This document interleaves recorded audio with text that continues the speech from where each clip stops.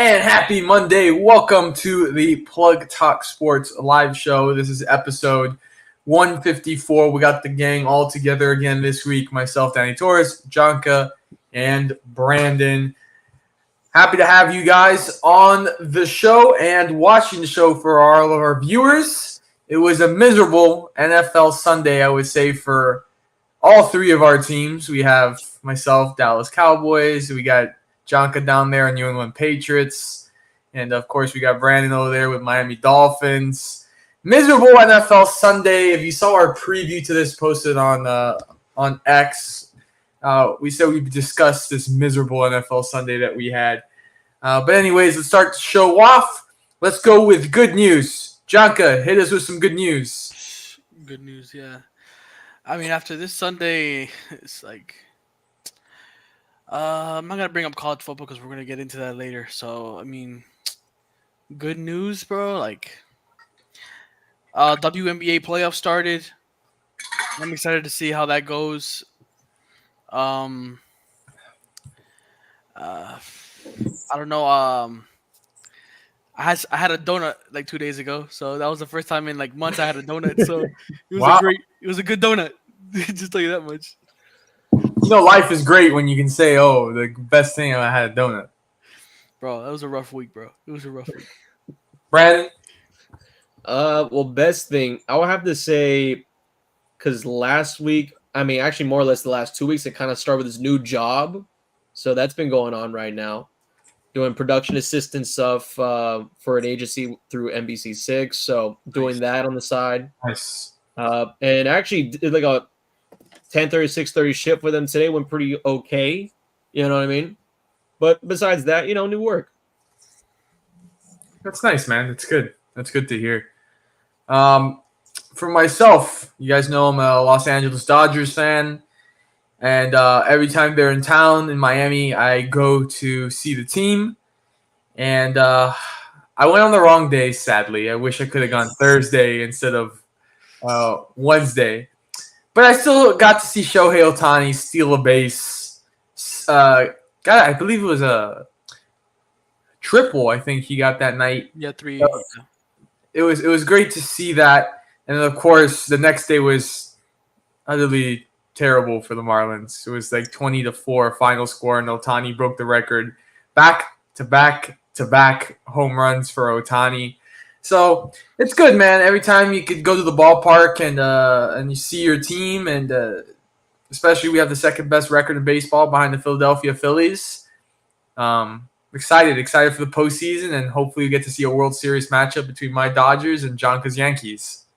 Potentially.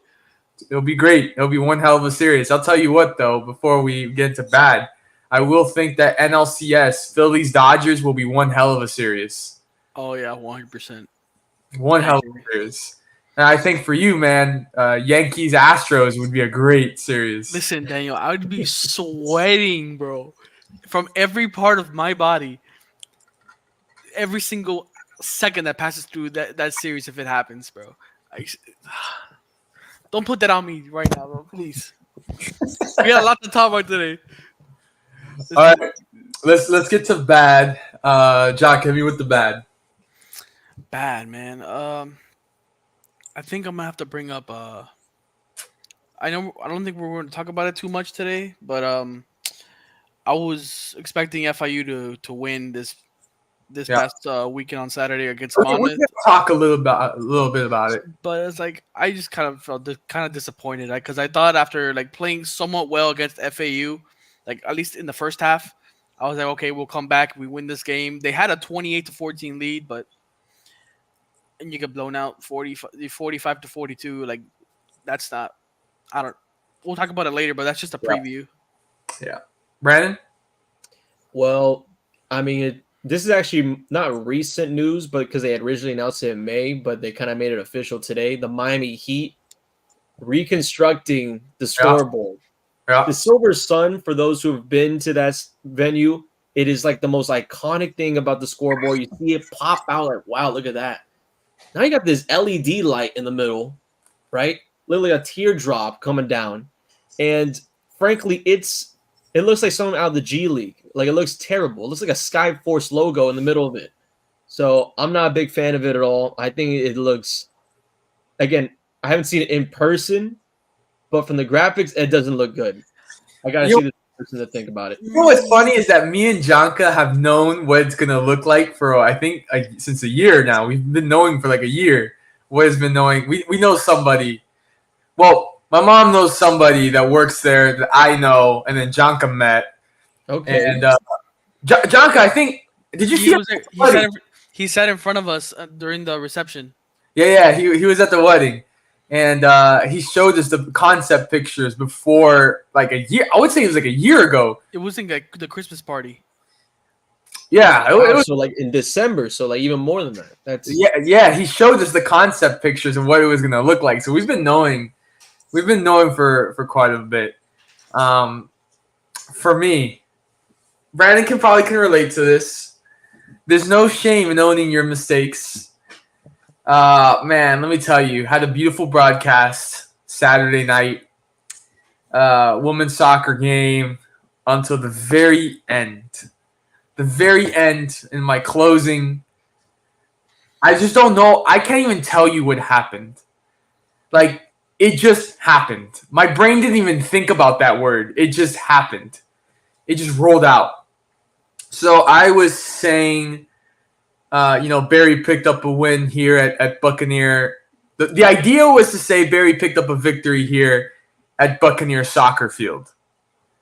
But for some reason, since, obviously soccer and softball start with an S, it rolled out as Buccaneers Softball Field. But I corrected myself right away. There we go. Okay. Right away, immediately. But it wasn't even one of those moments where, like, my brain was thinking softball. Like, I was pronouncing the S and just softball came out. And I do not know why. Like, when I said it, I was like, wait a minute, softball? It's happened to all of us, man. Especially in broadcasting, you say you have one thing in your mind, and then you just decide to stretch it out for some reason. It turns into a whole different word. Yeah, so I was mad at myself for that one. Doesn't sting as much as it did Saturday, but it happens, man. It happens. Anyways, let's get into the show tonight. NFL Week 3, just an update. Commanders are defeating the Cincinnati Bengals right now pretty bad. Also, same with the Buffalo Bills and the Jacksonville Jaguars. That's also very bad. The scores for those games currently are the Bills up 37-10 on Jacksonville, and the Commanders up 28-19 on the Bengals. The Bengals can still make it a ball game. Yeah, they just scored. Yeah, being 28-19. Jocko, we're going to start with you. Thursday night football, New York Jets. What happened there, buddy? The Jets went all over New England, 24-3, which, by the way, week 1, I was really impressed with New England. I was like, wow, I didn't expect this from New England, but now you're starting to look like New England that is supposed to be New England.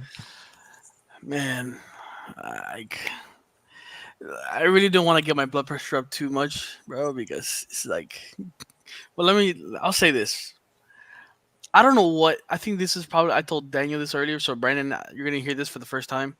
I think this is probably that game was probably the worst coaching performance I've ever seen in sports.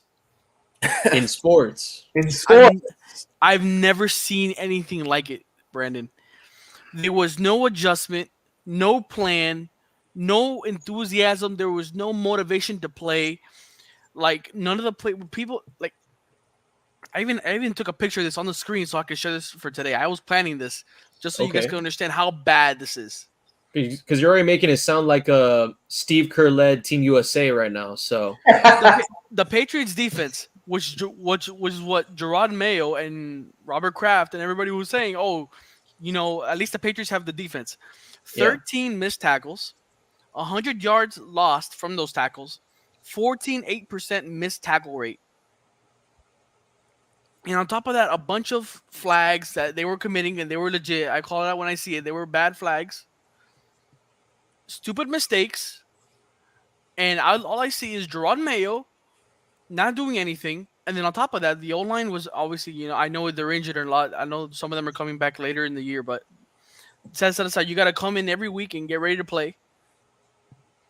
And then Jacoby Brissett continues to take sacks on top of sacks on top of sacks. The Patriots have only had one passing touchdown, and I think 2 rushing the entire these 3 weeks, 4 weeks, whatever it is.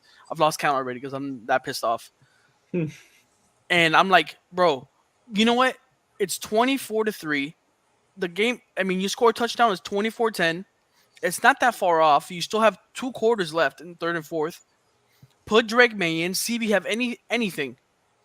If you can't, all right, it's whatever. You lose the game. I don't care if I lose the game because I'm not expecting my Patriots to be anything special this year or next year. But there was no, bro. Listen, Drake May with 4.5 minutes left in the game, 4.5 minutes left in the game, gets the ball and takes it all the way down the field to the 5-yard line, and I'm like, going, oh, bro, abuela, if I would. I take it down to the 5-yard line, or Drake May takes it down to the 5-yard line, right? That's the most movement the entire Patriots team has done all damn game. And then guess what Jamar Romeo does? He has 3 timeouts, doesn't use them. He just ends the game like that. So you're telling me Drake May took this offense all the way down on the very last drive of the game, but Jacoby Brissett couldn't do that the 3.5 quarters. Yeah. So I'm just like, I'm boggled. So if Drake May doesn't start this Sunday against the 49ers, he better be starting against the Dolphins. Because if my Patriots don't beat the Dolphins the way it looks now without Tua, may Lord have mercy on Mayo's soul, bro. I might get blocked on X. I swear. You guys go before I pop a vessel, bro. Oh my gosh. You have anything to say about that game? About Look, I say this about, because I think the biggest thing I took away from Thursday Night Football, it's got to be that the Jets could win the division. That's the biggest thing I took away from that game. The Jets could win a division. Now, be contenders, God, no. We saw against San Francisco, they really did struggle to even move down, especially defensively.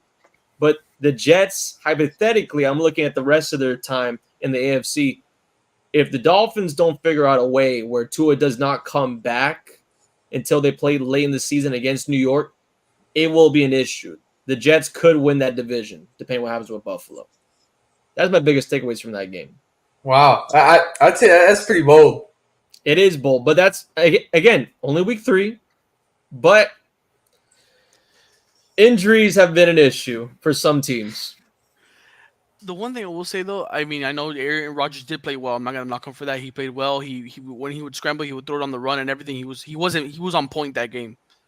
But was he on point that game because my defense was trash that game, or was he because he was like that? Because he didn't look like that week 1. He didn't look like that week 1. Let's all be honest here.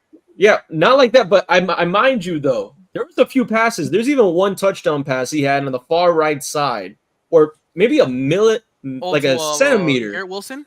Yeah, to Wilson. A millisecond, or whatever you want to call the smallest measurement. And Adam, why not? That was a good catch. Nearly almost picked off for a pick 6 if that was to be even a second late. So A-Rod was A-Rod that day. And honestly, at this point, he's the real A-Rod, Don't really care. Rodgers over Rodriguez any day. But besides the point, I'm telling you right now, though, the Jets defensively, if they can really pick up their pace to be a quite top 15 in the league midway, they could be competitive like that for the division. I agree. So a team right now that I think no one's really talking about, but they've gone 3-0. And I'm talking about the Pittsburgh Steelers. They're quietly 3-0, and no one's really talking about it. They beat the Chargers 20-10, and we talked about this in the offseason, but Justin Fields might be their guy. Yeah. What I say?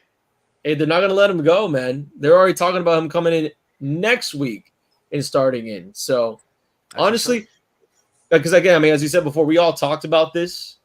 We knew this was going to happen at some point, that like Russell Wilson might have never been able to make to the field if they put Fields out there. So, who knows? Honestly, Russell could just be the backup throughout the year. One that I was not expecting this at all. I know where you're going, Daniel. I know I was not, and I'm talking about the Minnesota Vikings. Is that what you were thinking about? Yeah. 34-7 over the Houston Texans. Sam Darnold going 17 for 28, 181 yards, 4 touchdowns for Sam Darnold. 19 carries, 102 yards for Aaron Jones. And Justin Jefferson, 6 receptions, 81 yards, 1 touchdown. And for the Texans, we got C.J. Stroud, 20 for 31, 215 yards, 1 touchdown, but 2 interceptions. Cam Akers, 9 carries, 21 yards. And then Diggs, 10 receptions, 94 yards. So reading the Texans stats there, it kind of sounds like Minnesota's defense locked down Houston's weapons. But very surprising, and to see Minnesota also go 3-0. Yeah, undefeated with Sam Darnold at the helm at quarterback. I mean, it's definitely a weird offense, but it works, especially for Justin Jefferson. He might be having more fun right now with Sam Darnold than he ever did with Kirk Cousins, to be honest, though. That's what I'm seeing out of Justin, though. Like I said. I told Jonka, I'm like, who would have thought that just getting rid of Kirk Cousins would make a whole difference in the world for the Minnesota Vikings? Me. I was saying it all last year. Every game Kirk Cousins was playing, I was screaming when I would go over to your house, Daniel. Kirk Cousins is the problem. He had Jordan Addison and Justin Jefferson open, butt cheeks open, and he would not throw it to them, bro. What was he doing? Missing wide open passes. He was the problem, period. End of story. We're seeing it now as it is. Period. Hey, again though, Kurt, he's been kind of impressive these past 2 weeks, though, man.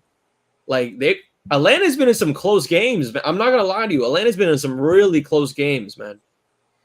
Like yesterday. Here's another one, and I caught the tail end of this game, and it was all defense.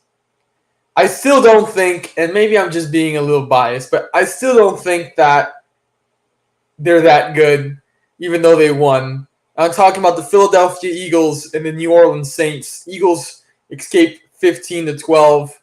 Yes, 15-12.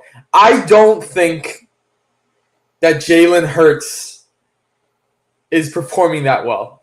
I really don't. And I think what got him out of that game was to Dallas Goedert and Saquon Barkley. Bailed them out of that game.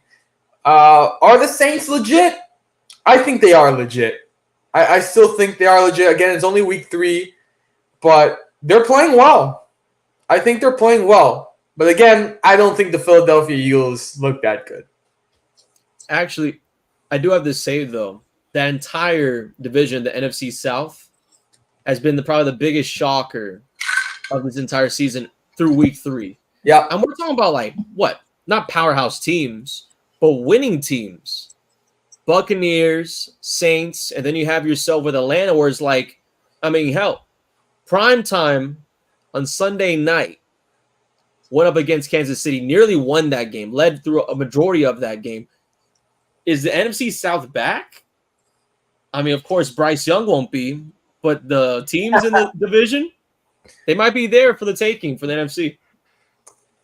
Here's another one that surprised me a lot. I think maybe Jonka might know which one I'm going to. This one surprised me. The Rams? No. Oh. The Denver Broncos? Yeah. Yo. 26-7 over Tampa? Boy Knicks, bro. Bo Knicks. That one had me scratching my head. I really didn't expect that. Of course, Knicks ran for a TD. Of course, Lutz kicks 4 field goals. And it was a 26-7 victory for Denver. That one really surprised me. Then there's a team that I'm a little disappointed in because I thought that they were going to be better this year. Again, only week 3, but Tennessee Titans. I thought that they were going to be better. 30-14. Brandon, you can't be shaking your head when Will Levis came down in the Hard Rock. And Look, Will Miami. Levis used all of his Mayo magic in Hard Rock and decided to not learn how to throw a football. Have you seen some of the turnovers he has? Every single time he gets a turnover, it's a new meme happening. Hands over the head. There was one where he's like in the air with his feet up, tossing a ball away. I mean, Tennessee, and especially for the fact of, first year without Derrick Henry, it's not going to be pretty for the next few years if they decide to keep going with Levis. Listen, in that game, though, how do you guys feel about Green Bay? I think I need to see Jordan Love back, but I think with Jordan Love they're good. With Malik, they're a little bit like average. They're mid. Yeah, they're As mid. the youngsters say nowadays, they're mid. Mid, basically. Yeah. I think that, again, average team, right? I just thought it was kind of weird to see them kind of I don't want to say like a winning streak, nothing like that in only 2 games, but because with Malik, I don't really think that, if you're Green Bay, you're confident with him going down in the middle of the season in case Love is going to be gone for that long. So even though they are winning some games right now, that's still not a playoff team unless defensively they look great. But I don't think that offense can lead to a playoff game if it was to be that point where Love needed that extra time, though. I don't know, man. I think if they just let me see here. They play the Vikings next week, which that's going to be good. If they could just win some games that, like, I don't know, they have a tough schedule. Not gonna lie. With the Vikings next week, they got the Cardinals in 2 weeks, the Texans, and they got the Lions. Bro, I mean, their schedule is going to be hard, but I think if they get Jordan Love back, I think it will ease the difficulty, but it will still be hard for them to do it. So we'll find out how good they are once it gets to those weeks. So this one, did the Giants have a good day or are the Browns that bad? Giants defeat the Browns 21-15. If I could, but not that. Hold up, I'm gonna just double check on a stat that has been a weekly reminder of a joke throughout. Hey, there we go. Sorry about that. But there's a weekly joke that's always going on around Cleveland whenever they lose a game, which has been twice. I'm gonna tell you guys some numbers from the box scores here, and you let me know what it is, okay? 27.3, 72.8. Watson's quarterback rating, Daniel Jones' quarterback rating. For the 3rd time this year, Deshaun Watson's quarterback rating has been below 50, if not the worst out of the quarterback matchups. And we're talking about matchup against who? Daniel Jones, Baker Mayfield, not Baker Mayfield, Dallas Cowboys. Yeah. I mean, the Browns are just getting close to the floor. So close to the floor with Deshaun Watson. Hey, they've been used to that. In Cleveland, the Browns, they've been used to that. There's no doubt about it. But for Cleveland, though, for an offense that has, especially the additions of Jerry Jeudy, but also Judy, Cooper, Atkins, Elijah Moore. I mean, these are top-tier weapons at receiver, let alone at tight end, the Hurricane. I forgot the gentleman's name. Njoku? But, yeah, that guy, the Njoku. These are so many weapons, and some of them, of course, deal with their own injuries and whatnot. But Deshaun, there's no reason why not. He should be effective, let alone, I don't even know if he's gotten himself, let me see here, 26 rushing yards in that game. He can get more. So he's around that offense, and he's the reason why they're not able to get more than 3 to 2 touchdowns a game. Honestly, if I'm, how do I say this? If I'm Cleveland, as much as I know the money situation with Deshaun, I would try to see if I could trade Deshaun somewhere else and at least get some sort of compensation. I don't know what it is. Maybe like a rookie quarterback or some quarterback. I feel like they could do so much better than what Deshaun's doing right now. But I think with all the drama that Deshaun has brought up with this team, I don't know what it is, but I have a feeling that the team has already quit on him. Like they don't want to play for him. I don't know if you understand what I mean because you got Judy, like you said, you got Amari Cooper. There should be no reason that you're losing these games the way you are. You're taking way too many sacks. For you being a mobile quarterback, you're taking way too many sacks. You're not keeping your head downfield. You're not making plays, and your O line is not that bad. Like as Dolphin fan, Patriots fan, we know what a bad O line looks like, and the Browns ain't it. I mean, I think Nick Chubb is supposed to be coming back in a few weeks, so maybe that will change the passing game. But until then, you're getting paid the big money, so you got to show us why you're worth that much money. So we gotta see. We gotta see. I think this is the prove it year. I think if he doesn't improve, I don't even think he sees another job in the NFL. I really don't. Yeah. Honestly, this might be a guarantee. I'm willing to post it out there. If Deshaun Watson isn't on TV in January for a postseason game, this might be it for him. It really would be. I agree. I think it'll be the end of his career. Yeah, because who wants all that baggage? Yeah. Moving on, Colts defeat the Bears 21-16. Both of those teams now 1-2. Caleb Williams almost got his first touchdown. Almost. This was another shocker for me. And I'm not going to lie. This made me laugh, guys. This one made me laugh. The Carolina Panthers go into Las Vegas and beat the Raiders 36-22. That's not the funny part. The funny part was the Panthers saying, all right, we're going to see how broken our team really is. If Andy Dalton goes in there and this team just sucks and they can't do anything with it, quarterback can't do anything with it, then yes, we have a problem. But if he goes in there and he does great, maybe Bryce Young's the problem. Andy Dalton passes for 319 yards and had 3 touchdowns. When I read that, it was very funny to me. I mean, I feel like Bryce Young is in like a Mac Jones situation where they didn't put any pieces they didn't put that many pieces around him, and he really didn't have any NFL experience, so they just threw him into the fire and let him see what he does. And then now we're seeing that he's not really being successful. But Andy Dalton does have the experience. He does know what to do. He does he's a veteran. He's played with bad offenses and good offenses, so he's not really phased with it. What I would like to see, Bryce Young go to Andy Dalton, watch the film, and say, "Hey, yo, Andy, why did you do this over that? Show me why in this read. Why do this? Learn from your veterans, get better, and then you will prosper in the future. That's what you're a number top 5 pick in the draft is for. I think he was he number 1? No, number 2. I think Number whatever 1. it was. Yep. Yeah, I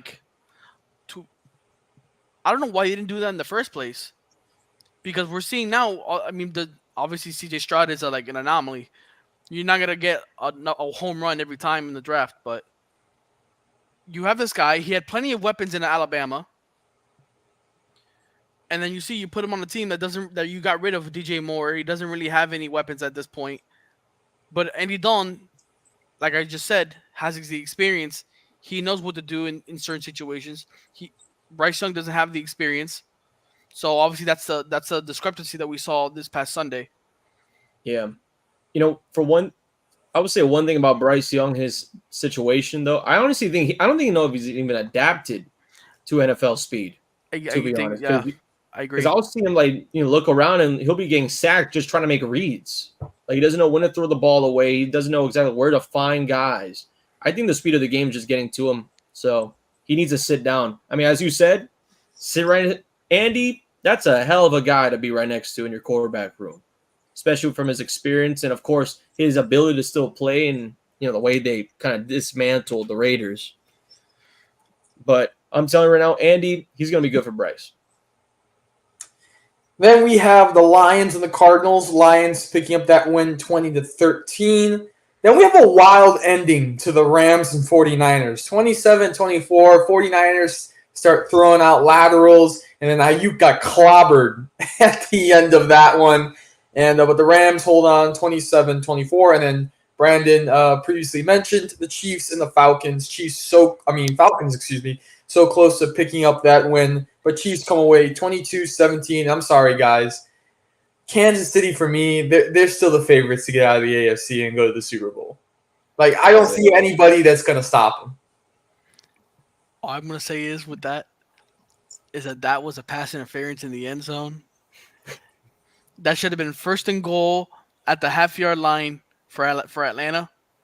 The same exact play a week ago against the Bengals, they called it. Yep. I'm just putting it out there for all you Chiefs fans saying that, I'm just a hater. Hey, play the same game, bro. Play the same game. Yep. They're holding on Pitts, man. They don't want to see greatness out there. They don't want to see UF greatness out there, man. Switching gears to college football, let's go over the rankings before we talk about some of these past weekend's games. So, newly updated rankings at number 1, the Texas Longhorns, who dethroned number 2, Georgia. Number 3, we have Ohio State. At number 4, we've got Alabama. At 5, moving up 1 spot, we've got Tennessee. At 6, moving down 1 spot is Ole Miss. At 7, moving up 1 spot, Miami. At 8, moving up 1 spot, Oregon. At 9, moving up 1 spot, Penn State. At 10, moving up 2 spots, Utah. And at 11, falling down 4 spots is Mizzou. Going up 6 spots at number 12 is the defending national champions, Michigan. At 13, falling down at 2 spots, USC. At 14, going up 2 spots is LSU. At 15, moving up 4 spots, Louisville. At 16, moving up 1 spot, Notre Dame. At 17, moving up 4 spots, Clemson. At 18, moving up 2 spots, Iowa State. At 19, moving up 5 spots, Illinois. Falling down 6 spots, number 20, Oklahoma State. Also falling down 6 spots, number 21, Oklahoma. Not previously ranked, and is coming in at 22 is BYU. At 23, falling down 10 spots, Kansas State. At 24, moving up 1 spot, Texas A&M. And at 25, not previously ranked, Boise State. And dropping out of the rankings is Nebraska and Northern Illinois. Do you guys have any comments on the rankings before we head into talking about some of these matchups from last week? I got a few. Because I'm going to be absolutely honest with you. Vanderbilt is back. Vanderbilt Commodores. I agree with that. They should be, honestly, and I understand they lost the game, but Mizzou being ranked 7th in the nation at the time, going to 2 overtimes. Give Vanderbilt the number 25 spot. What are we doing with this Boise State? What are we doing with Oklahoma? Oklahoma State has gone themselves through 2 games where they've either won or lost by a point or 3 or whatever points. And sometimes it's against the worst competition. Like they had a hard time against Arkansas in overtime. And I saw that game. If you watch a lot of SEC football, Arkansas should not even be in the same conversation right now of a Division I school, the way that program's run. But what I would say is this, though. Overall in the rankings, Tennessee, that should be a top 3 team, AP, after what they did to Oklahoma. I know we're going to talk about the games, but I have a lot of takes on that game. And 2, if you watch Texas, they are so ahead of the rest of the competition. And I talked about this when we had Locked on Canes on our show, which has been a really great episode to be a part of. Texas will win the SEC in the past 3 weeks with a sophomore quarterback in Arch Manning. That tells me enough. The way they're dismantling these guys in Division I programs, Texas is way ahead. That's all I got from these rankings. Tennessee needs to be top 3. Somehow we don't have Vanderbilt in yet, and Texas way beyond anybody's imagination. I agree with that. Everything you said. I think Vanderbilt is back. They're looking pretty good. I'm not going to lie. I'm still a fan of Tennessee. I think Tennessee looks nice. But everything you just stated, I actually, Brandon, for once, for a change, I don't disagree. There we go. Yeah. Yeah. Jonka, you got anything on that? Or Well, I like the rankings. It's nothing stands out to me, to be honest. I mean, what Brandon said about Boise State. I mean, it's a hit or miss for me. I mean, they do have one of the Heisman favorites, Ashton Jeanty. He's going off. I feel like that's the only reason that they're up there.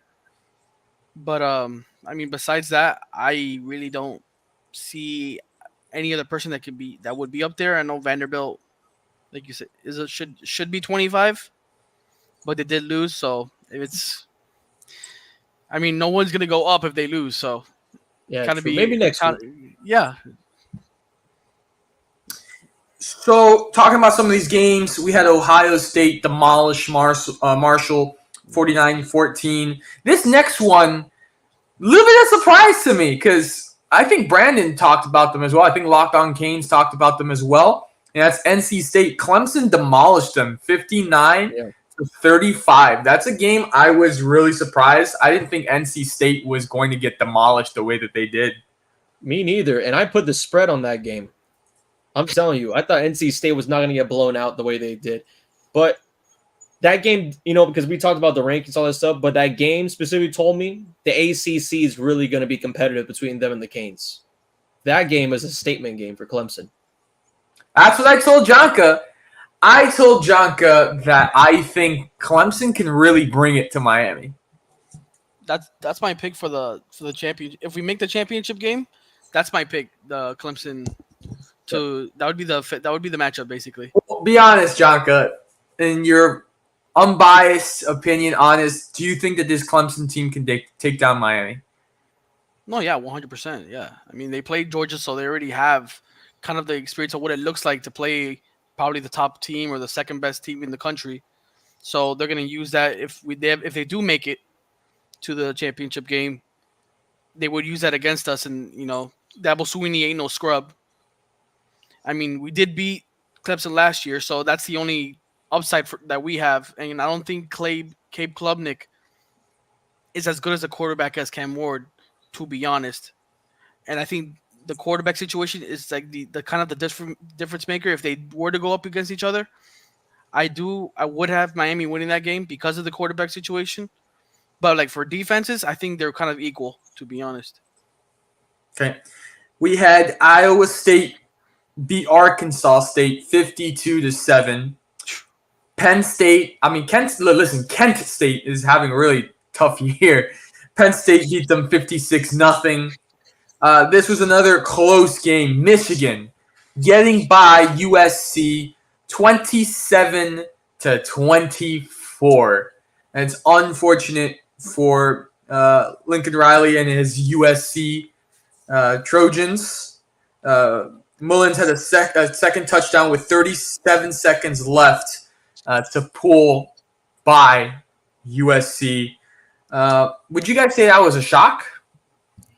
Well, I don't know if I would say it was a shock because, again, Michigan, we're talking about defending champs and Big Ten defense. I mean, their defense is still a top 10, if not top 20 in the nation. I think from the Texas game, we've kind of taken a step back a little bit, backed up our chairs real quick and said, well, they're obviously not going to be competing for a national championship because Texas absolutely killed them in the big house. But is it a shock, though? I don't know. I think USC, I think their game against LSU kind of gave us this idea of like, they're going to be a firepower offense type of thing under Lincoln Riley. But in reality, I mean, this was bound to be a close game. I think this is, if you're like a Trojan fan, this is a trap game, if you want to put it that way. Like, you have all this type of momentum going in your offense. You kind of find yourself to be a 2-touchdown favorite or whatever it might be. And then Michigan just proves themselves to be who they are, especially in their running game as well. I forgot the running back's name, but he's basically one of the best in the country right now. But I'm telling you right now, Michigan themselves, they're going to slowly climb that ladder. We might see them late in the season be competitive. I don't see it happening because I feel like with Michigan at this point, they're 3-1, right? So they play Oregon, then they play Ohio State at the end of the year. I think they could, if they lose that game to Oregon, they would have to like basically knock off Ohio State to even be mentioned in the 12-team playoff. And as of right now, I don't see that happening. So I don't see Michigan making the 12-team playoff. I mean, they would have to like absolutely demolish every single person on the rest of the schedule besides Ohio State to even get mentioned. Yeah, and honestly, because Oregon is kind of shaky at the moment, though. That's the biggest thing. They're a top 3. Honestly, I thought they can really have a chance to win the entire thing, but now they're barely in the top 10.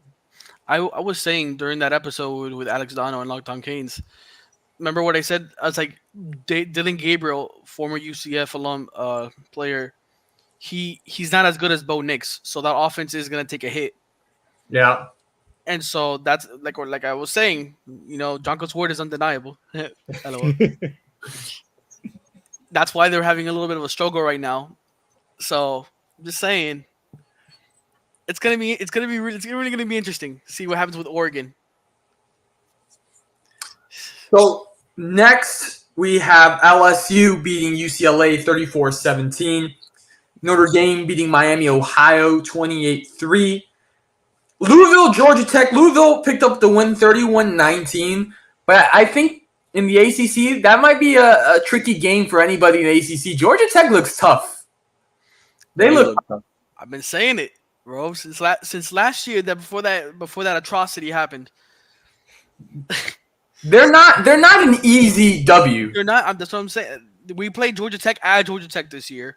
We played Louisville after our bye week, so that would be our first game after the bye. And then, but the thing is, Louisville plays Notre Dame before we play them.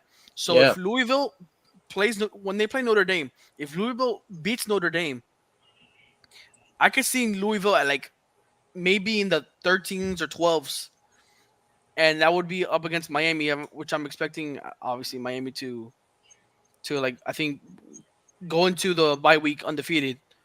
That game would be big. That would be like playoff implications. So I'm excited for that. Not gonna lie, and I'm kind of disappointed in Notre Dame only scoring 28 points on Miami, Ohio. To be honest, that's just me.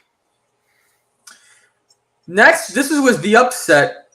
Buffalo getting past Northern Illinois, who is ranked 23-20. I don't get it. Utah getting past Oklahoma State 22-19. This is where I agree with Brandon. Even though they lost, this is where I agree with Brandon. Mizzou only beat Vanderbilt 30-27 and went to double overtime. I gotta respect it. I gotta respect the fight that Vandy put up. Tennessee getting past Oklahoma 25-15.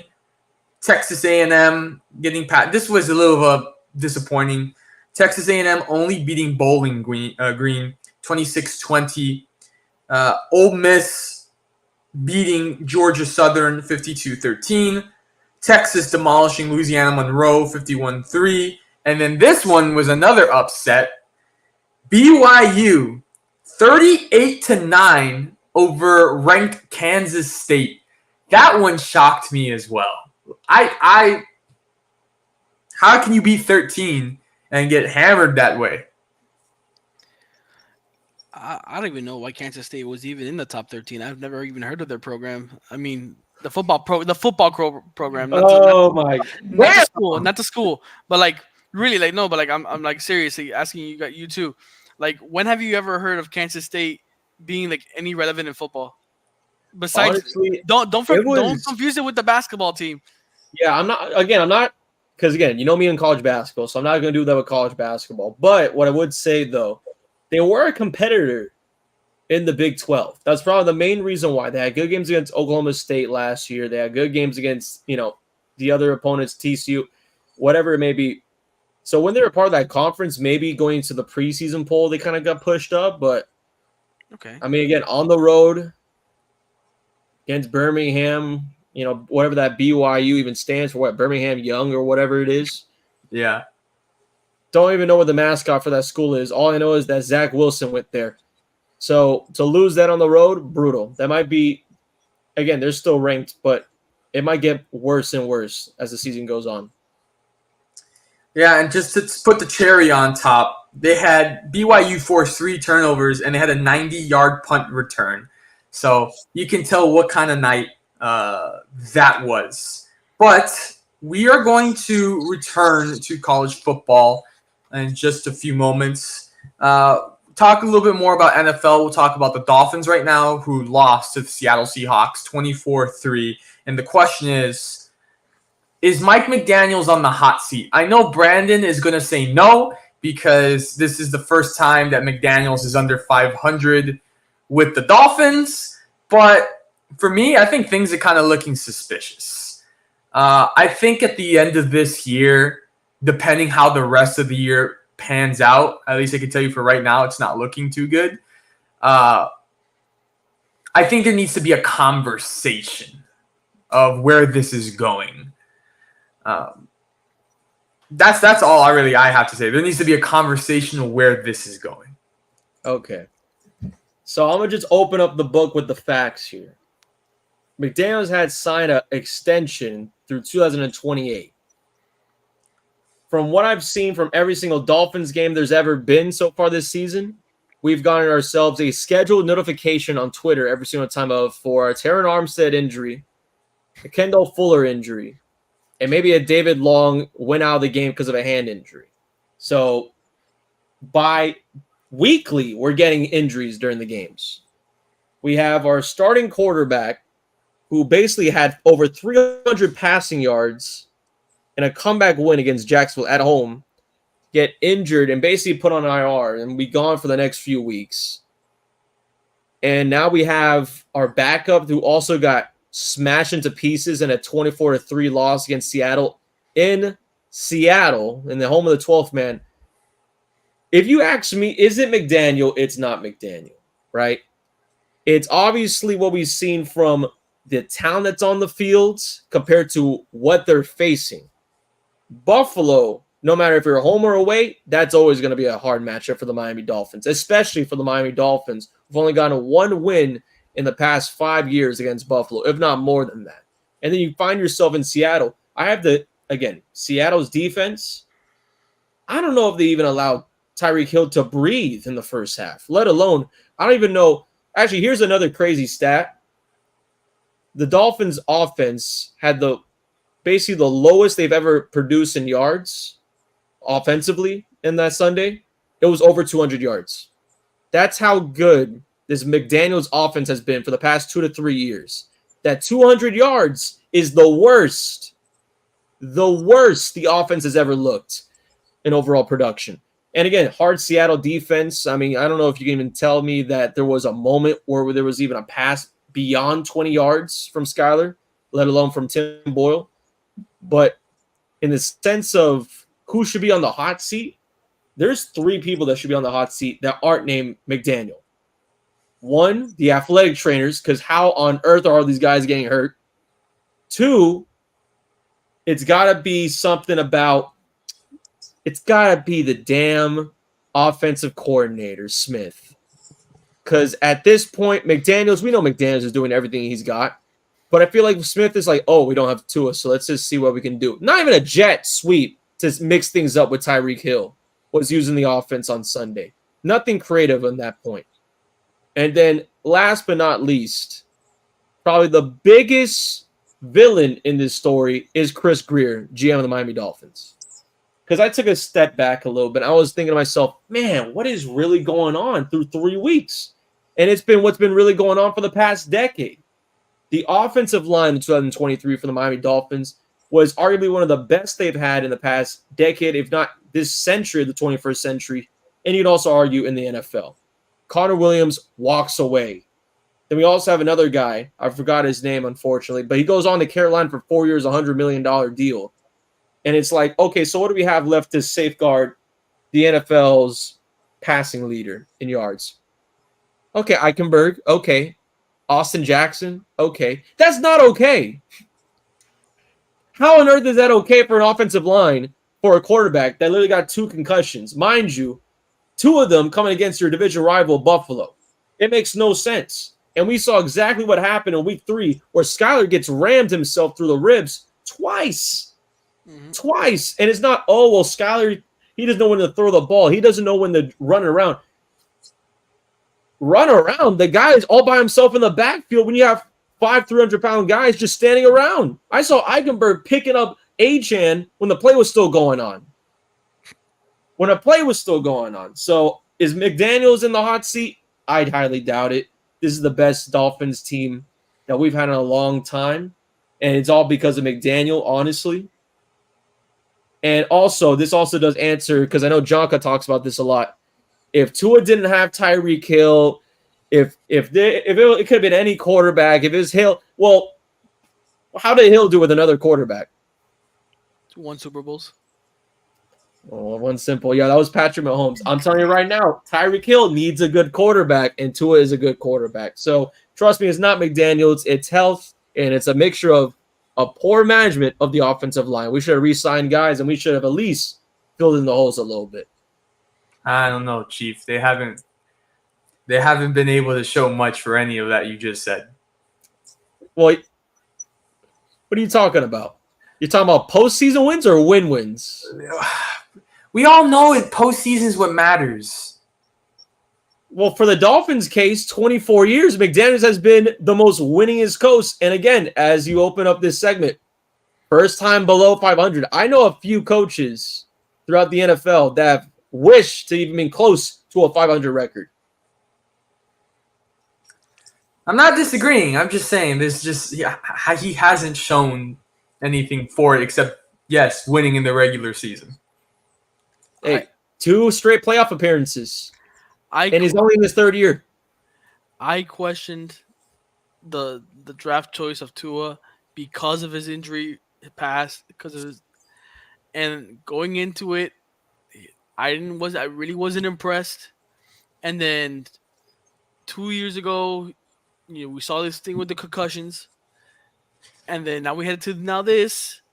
And before this concussion happened, what was I saying in the offseason, Daniel and Brandon? They need to fix the offensive line. Tua will not succeed. And then there goes whoever if it's Ross, if it's Greer, whoever it is, you're a dumbass because clearly you got Hill, you got Waddle, you got Barrios, you got all these weapons. But if you can't protect your star quarterback that you paid over $50 million a year for, you have to protect your possessions. It's like buying a diamond ring and not having a safe. It's not gonna. You're gonna lose it. It's gonna get stolen or something. So that's not something you want to happen. But is McDaniels in the hot seat? I don't know if he's in the hot seat yet, but let me just tell you right now, he's walking to the chair. He's walking to it. Because I'm not seeing any changes in the offense, anything in the defense that shows me otherwise that the team is headed in the right direction besides just signing Tyreek and Waddle and Tua. Now you got to find out with the percentage you have left in the cap space, you got to revamp this offensive line and defensive line and now secure linebackers and safeties and cornerbacks that will eventually help. Is that a 1 year thing, a 2 year thing, 3 year? How long until the Dolphins do it? And then by then, probably Tyreek is going to retire. How long is he going to stay? We don't know. He's already hinted at retiring. So if Tua gets hit one more time and he comes back after week 8, apparently, if he comes back after week 8, one more hit, boom, he's dead. What is it? My God. You don't know. You don't know.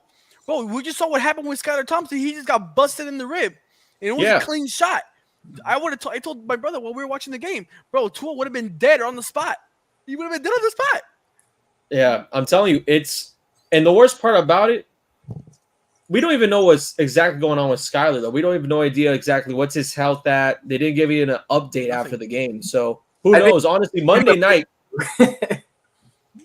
Jeez, man. But I'm telling you, though, Monday night, it might be Tim Boyd. Honestly, because I'm actually looking up the schedule right now for the Dolphins because I saw a few of the matchups that they have coming up with Tua gone. It's probably the best schedule possible in this situation for them. Tennessee at home.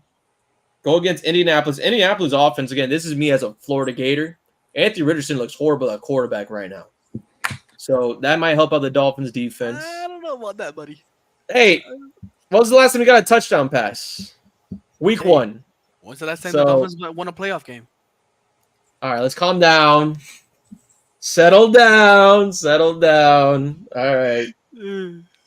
But yeah, I mean, again, like Titans, Colts, Patriots, of course, that'll be a hard one. New England. Cardinals, they play that one at home. And then potentially, because again, there's a bye week in there. This is the scariest thing that I think they really need to think about. Tua technically could play against Buffalo and return in Buffalo, New York to play a game. Oh, God. So, in the meantime, let's just focus on going against a few teams that Miami could win based alone on defense.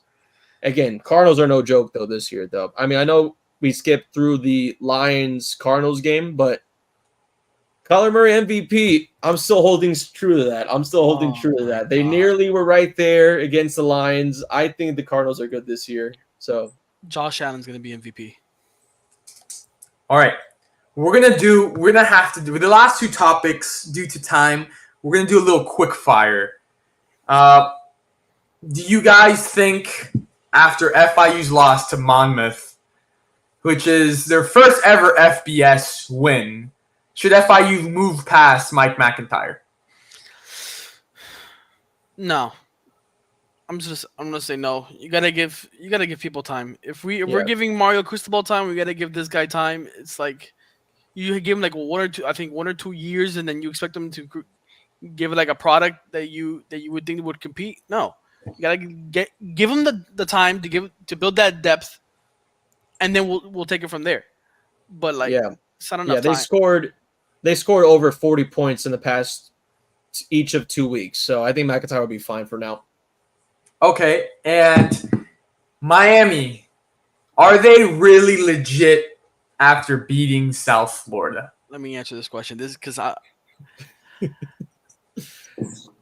don't know the way you phrased it when you sent the line. How do you say the rundown? The rundown in the chat was different, but I'm gonna say this. Are they legit? They're legit as in they could possibly win the ACC, but are they legit enough to where they could win the national championship? I still need to see more. I'm not gonna say yes to that, but I would have to wait and see until we play Louisville, Georgia Tech, and I would say Syracuse because I think Cal McCord is playing pretty well in Syracuse. So until those 3 games happen to the end of the season, depending on how things have gone, then you can come back at me and say, but USF, to me, they played hard the first half. Miami was basically just held them like it was just, bro. Shout out to the USF field goal kicker. I forgot his name. Excuse me, but that guy's a future NFL star, bro. His first college football kick was a 58-yarder, and he was hitting those every other drive, bro. 58, 55. He missed a 31, but then comes back and hits a 48. Like that's the only way they were putting up points was like these bomb field goals, bro. Like you would think a normal kicker would be like, all right, I can't hit that, punt the ball. No, this guy's come over here. Let's go. Put it down. Fucking kicks it, bro. Like shout out to him, and then shout out to the quarterback for USF, Byron Brown. he's a dog. He's a dog. Like, not gonna lie, despite I know we beat them 50-15, but I think if Alex Golis were to change up that no huddle offense to just a regular, you know, setup and then go, they would have less penalties, and their offense would run smoother. Because I feel like they do the no huddle just so they can get defenses like off their keel, like not set up and having a little bit of chaos. That's like what they use to like get their offense going. But Miami only allowed one touchdown, and that was in like I think it was the first quarter, and then held them scoreless basically the rest of the way besides the field goals. But shout out to Alex Golden, she's doing a great job over there at USF. That team's gonna be good, and you know I can't say anything else. I mean, it was a good game. Not gonna lie, I was excited. Yeah. I'm going to do a quick thing. Yep. 3 things. 1, this is an NFL team, not a college football team that the Hurricanes are playing like. 2, the offense looks like it's working in slow motion, telling people we're going to score right here on you. And 3, guarantee the Canes will have a playoff bye. Those are two. There's a. The first one is a bit. Is it? Hey, no. I'm telling you, they run like an NFL team. It's like a business trip every single time you watch them on TV. And I see them play in person twice already. These guys are no joke. I'm telling you right now, it looks like there's a front office on the sidelines, like it's a freaking corporation. I'm telling you, this is, again, transfer portal, right? Brought a lot of veteran guys, a lot of elite guys. Cam Ward looks like an absolute president under center. I'm telling you, he looks presidential under center. It's hard to overlook this Miami team, honestly. Like, I can't imagine Miami being beaten with their offense working poorly. I can't imagine this offense being flustered at all, any team. But that's all I can say about that one. I think the Canes, they're that legit. As my Canes, you guys know me. I say it the way it is. If they play bad, they play bad. If they play well, they play well. As of these 4 games, besides that Florida game where they just molly up the Gators, these last 3 games, there have been way too many penalties on the defense, and they need to clean that stuff up. At halftime against USF, Mario Cristobal yelled it out to the entire team, say, "Yo, let's clean this BS up." And then they only had 2 penalties the rest of the game in the half. They need to show me that they could dominate these other bigger these ACC teams. Florida is Florida, the SEC team. That was a good challenge, but they weren't ready. Okay. That was just like, forget about it. FAMU and I think it was Ball State. That was, forget about it. That's like, no one cares for that. This USF team, they gave Alabama the challenge. We scored more points than Alabama, and we held them to less points than Alabama.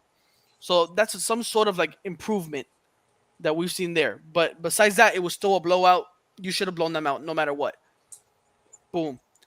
I need to see that consistency and fix the penalties coming this week on Friday and moving on this season.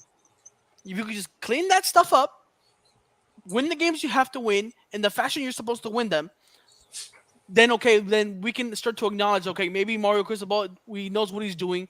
We gave him the time. He's doing what has to be done. Then we can move forward amicably.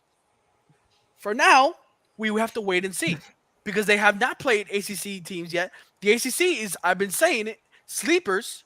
You guys have acknowledged that Georgia Tech, Louisville, Clemson, and Virginia Tech are not scrubs, though. Virginia Tech took Vanderbilt. We were talking about right now. Yes. They took Vanderbilt to double overtime. So let's not be too hasty. We got to see it to Louisville. If they blow out all these teams, then I got to swallow my words because then I didn't even believe in my Canes that much because I did not expect Cam Ward to be that good. Bro, I thought the Florida game was going to be close. Same. What? I'm speechless. I'm telling you. I have never lived this. 2017 was the closest thing I have lived to this.